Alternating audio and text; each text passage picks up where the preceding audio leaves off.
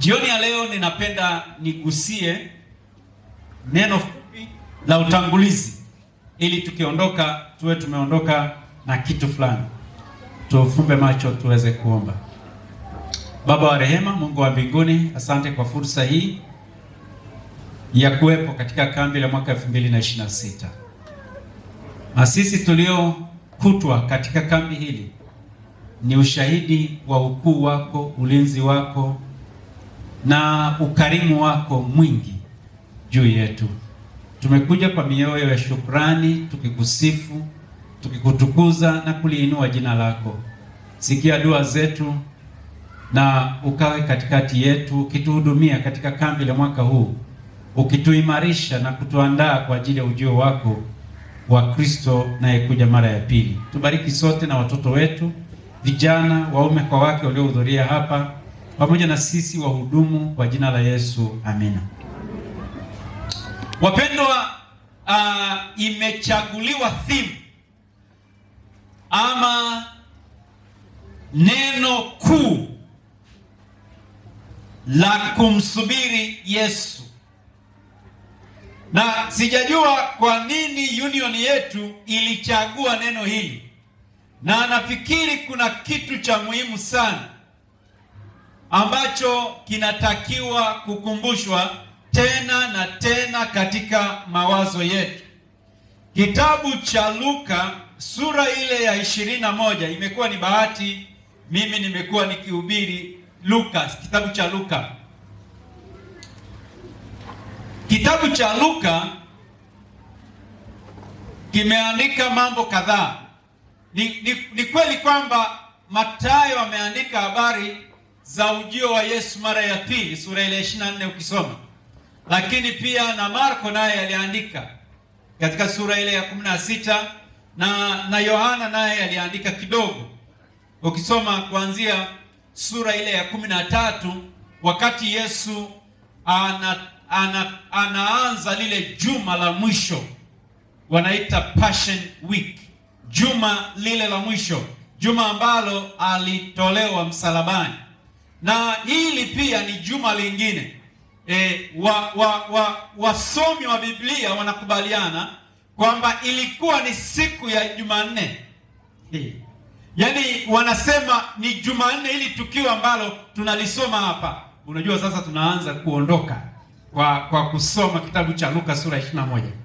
Sasa wanasema maneno haya anayoyatamka katika sura hii anayatamka kipindi cha mchana wa siku ya Jumanne, na ni mwezi wa Kiebrania unaoitwa Nisani 14.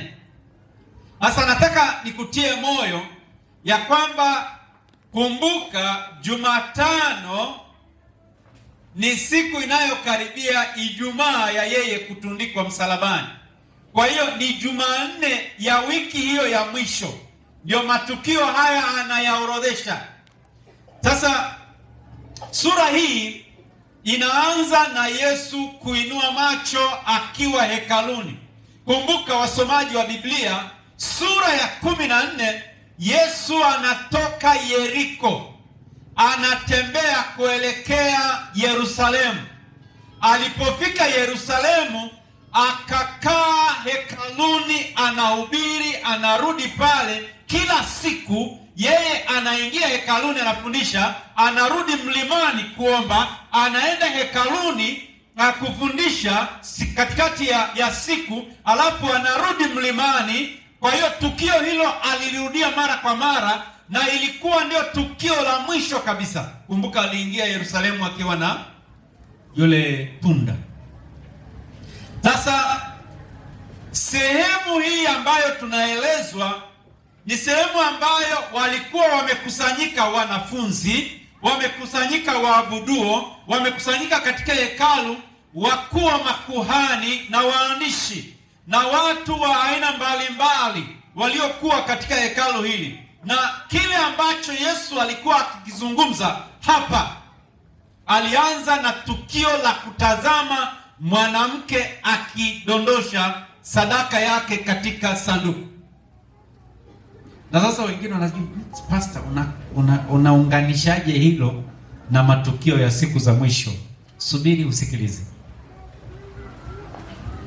Juma hili tutatembea taratibu. Wakati mwingine huwa tunafungwa akili na vitu vinavyotuzunguka, nyumba tunazojenga, magari yanayopita, barabara za lami zinazojengwa, ndege zinazopita huko juu, vifaa vya kompyuta vinavyotuzunguka na maendeleo mengi yanayoendelea. Na unajua, wakati yule mama anadondosha zile sadaka, zilikuwa ni sadaka zilizoandaliwa kwa ajili ya ujenzi wa hekalu. Kumbuka wasomaji wa Biblia, mwaka ule tu wa 70 kabla ya Kristo ilianzishwa sadaka na Herode. Sadaka hizo zilitakiwa zikusanywe kwa ajili ya ujenzi wa lile hekalu. Na wakati Yesu anazaliwa, zile sadaka zinaendelea kukusanywa. Na kwa sababu hiyo hekalu lilikuwa zuri, linaendelea kufanyiwa, of course lilikuwa linafanyiwa renovation, yani linafanyiwa ukarabati. Na sasa ule ukarabati ulikuwa unakamilika. Sura hii anapozungumza habari ya yule mama anayetia ile sadaka ya ukarabati, baada ya sura hiyo tu, aya inayofuata, wazungumzaji wanaongea kuhusu uzuri wa hekalu. Na hapo ndipo mahali Yesu alipoanza kuzungumza, na matukio mengine yote yalifuata. Sasa fikiria, kuna uzuri wa hekalu hapa, halafu Yesu anageuka, anataja mambo ya siku ya mwisho, siku za mwisho ambazo ni sisi na watu wote tulioko tunashuhudia. Wapendwa, si muda mrefu vitu vyote tunavyovitazama vitakuwa majivu. Yesu alisema halitasalia jiwe juu ya nini? Juu ya jiwe. Itafika mahali hatutaona chuma, hatutaona plastiki, hatutaona chochote, vumbi tupu, kwa sababu dunia hii itageuzwa ili ifanywe upya. Na mara nyingi tunafungwa na vitu tunavyovitazama, jinsi maendeleo yalivyo makubwa, jinsi ambavyo tunaona mambo ni mazuri, yani hali imekuwa nzuri, hali ya afya imeboreshwa katika mahospitali. Jana nilikuwa naongea na mchungaji mmoja mstaafu, nasema pastor, ninamshukuru Mungu, nilienda hospitalini, walisema kuna shida kwenye moyo, lakini hawakunisumbua kupasua alafu waanze kupanua hizi mbavu. Unajua zamani ukiwa na shida kwenye moyo inapasuliwa hapa, alafu mbavu zinapanuliwa kwa chuma ili waone huko ndani kabisa, alafu waingize mikono yao na vitu vyao. Sasa nasema pastor, sikufanyiwa hiyo. Ngambia ilikuwaje mchungaji? Anasema niliwekewa tu kitu hapo kwenye mkono, alafu wakachomeka, waliweka tu hapo kitu, alafu anasema hicho kitu kimesafiri mpaka kule kwenye moyo, kimetibua ile nani iliyokuwa inaganda, ile damu iliyokuwa inaganda, ila hawakunipasua kabisa. Na wakaondoa ile tatizo, wakapima, wakaona ile tatizo limeondoka. Yaani katika hizo teknolojia, na unajua siku hizi wanaondoa uvimbe bila kupasua ubongo, na watu wameshapasuliwa ubongo, inatolewa kabisa, inapigwa inapigwa na msumeno hii kitu, alafu na angushwa huku, inaangushwa huku, alafu inabaki tule lile liujiuji hapo. Wanalitazama, wakimaliza wanalifunga, alafu wanakuambia endelea na safari. Wameshaondoa hilo tatizo. Lakini siku hizi wafanyi hivyo, wanachoronga tu ka sehemu kadogo ambako kanaingia kaspoku, kawaya huku na huku na huku, alafu wanaingiza kwa kutumia vitu, wanaangalia kabisa kwenye skrini, tatizo lile wanaliondoa, wewe ubongo wako haujapasuliwa. Na teknolojia hizo zote, maana hatuna muda mrefu, itakuja hata huku kwetu namna ya kuruka. Siku hizi watu wanaruka, anasimama tu hapo kwenye, kama nilivyosimama hivi, alafu ameweka vitu fulani kwenye mkono hivi, alafu ananyanyuka juu, anaenda huko. Anaweza akaenda huko akarudi hapa, maana kwenye mikono ameweka zile injini ndogo za jeti. Akibonyeza tu, ikipuliza ananyanyuliwa juu hivi, anasafiri huko, anarudi hapa. Tayari imeshatokea, hizo zipo. Lakini katika hayo maendeleo hayo yote Yesu anakuja. Amina. Yaani wakati hekalu ni zuri, maendeleo ni makubwa, Yesu alitazama mbele miaka 30 ijayo. Maana ile hekalu liliangushwa mwaka 70 AD. Ilikuwa tu miaka 30 kutoka Yesu aliposimama anawaambia habari zile. Akawaambia tu, kuna siku mtaona halitasalia jiwe juu ya jiwe kwa jambo hili mnalolishuhudia hapa. Na wapendwa, huyo Yesu alizungumza habari za mwisho ambao leo uko mbele yetu sisi. Na jioni ya leo nataka uondoke ukijua hivi: wakati unalima uko katika siku za mwisho. Wakati chakula kinawekwa mbele yako, jua uko katika siku za mwisho. Wakati unavaa nguo zako, wakati unasoma, unasomesha na unaozesha mtoto, wakati matukio haya yote yanatokea, jua ya kwamba umesimama katika kingo za mwisho wa wakati ambapo dunia hii yote haitabaki tena mbele yetu. Na nataka niwaambie wapendwa, tufanye kazi kwa bidii, kufanya uzalishaji kwa kadri tuwezavyo, lakini katika kazi hizo tusisahau yupo Mungu mbinguni anayetamani kuishi na sisi milele na milele. Maandalizi yetu hayatakiwi kuathiriwa na mambo tunayoyatazama, mambo tunayoyafanya, mambo tunayoyaongea, siasa zinazoendelea. Hivyo vitu vyote havitakiwi kuchukua muda wetu wa mahusiano yetu na Mungu. Tunapaswa kukita mizizi yetu. Pamoja na matukio hayo yote, bado tunasimama mbele za Mungu tukitakiwa kuwa wakamilifu na wenye kudai ahadi za Mungu na kuona kwamba sisi na Mungu tuko pamoja. Na iko shida kubwa wakati matukio haya yanatokea, ni rahisi sana akili yangu kuchukuliwa kidogo hivi na kuona kwamba bado inaonekana hamna kitu cha maana. Hakuna kitu cha maana. Ninyi mnasoma nafikiri makesha haya ya asubuhi. Unakesha siku 2-3 zilipita hapa tulisoma habari za Nuhu.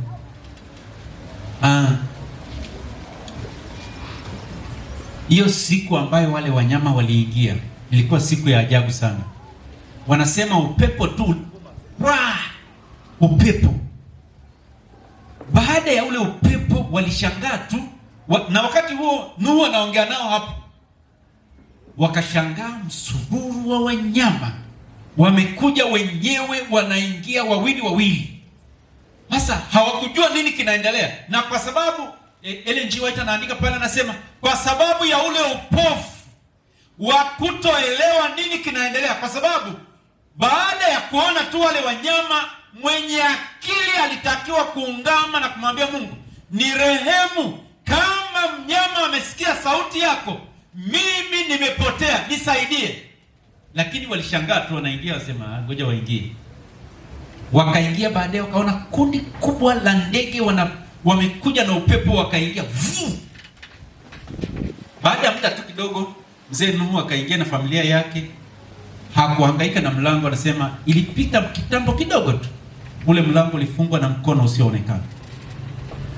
Mbingu zilipofunga na mvua zilipoanza, ndipo wanakimbia, lakini ilikuwa wamechelewa. Wapendwa, nataka kusema hivi,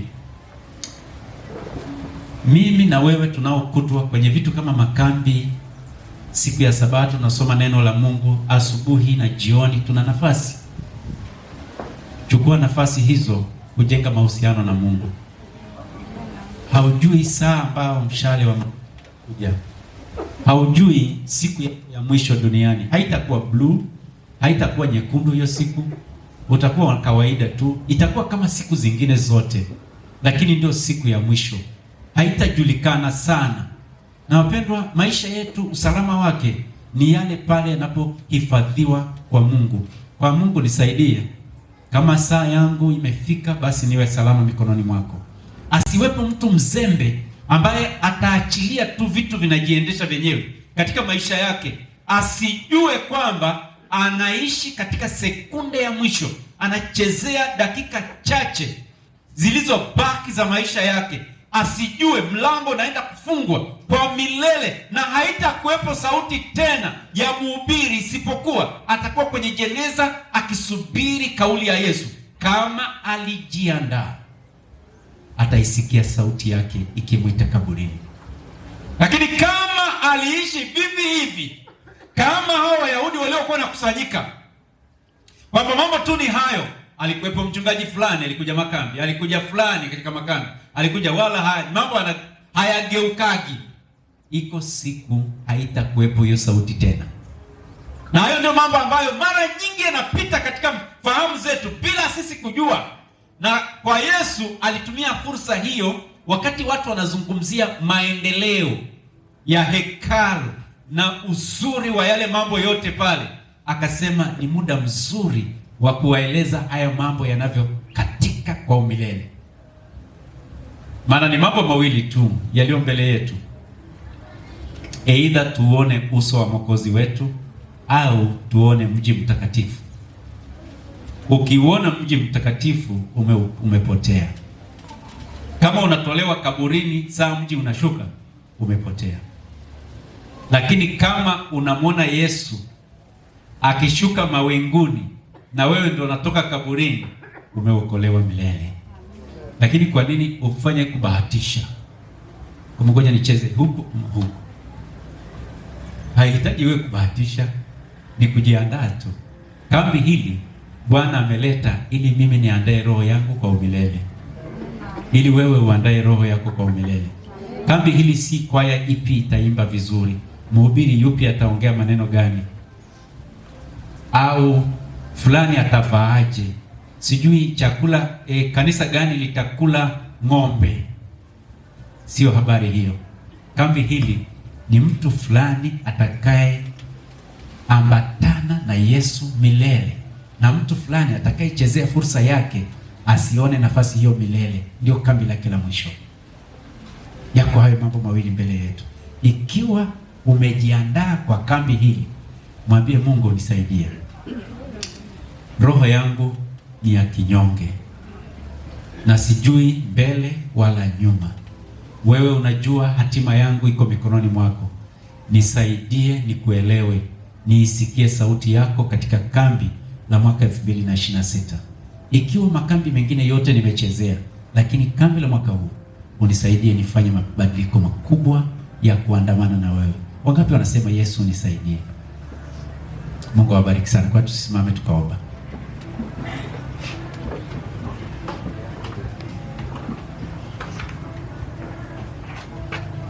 Basi tuombe. Baba wa rehema, Mungu wa mbinguni, tumekushukuru sana kwa sababu umetujalia kuwa kambi, kufikia kambi la mwaka 2026. Kwetu ni muujiza mkubwa. Yalipita makambi mengine na yalikuwa ya aina yake yakitusogeza karibu na wewe, lakini tunaomba kwa kambi la mwaka huu, ikiwa una neno fulani la kutujenga, la kutuandaa, iseme hapa katika kambi hili. Na ikiwa maisha yetu yanaonyesha ya kwamba dira yake haitaweza kufika mwaka 2027 katika kambi lililoandaliwa mbele kule mwaka huo, ninaomba utujalie itoshe mafundisho haya yatujenge kwa ajili ya umilele. Utusaidie na watoto wetu, vijana wetu wanaozunguka huko na huko wakifanya kazi zao. Baba, uwabariki na kuwatunza. Pamoja na ulimwengu uliojaa siasa na wasiwasi, wakati mwingine haijulikani kesho itakuwaje. Wengine wakipanga maandamano, wengine wakifanya hiki na kile. Baba, tunakuomba wema wako ukawe na watoto wako katika zama hizi za mwisho, wakati ulimwengu unaenda kwenye wasiwasi mkubwa. Andaa mioyo yetu kukulaki unapokuja mara ya pili. Tubariki sote, na jioni ya leo tupatie baraka tele, kila mmoja anayeenda kutafakari kwa ajili ya roho yake ya kinyonge inayohitaji neema yako. Yesu, sikia dua ya watoto wako. Kwa jina la Yesu tumeomba na kushukuru, amina.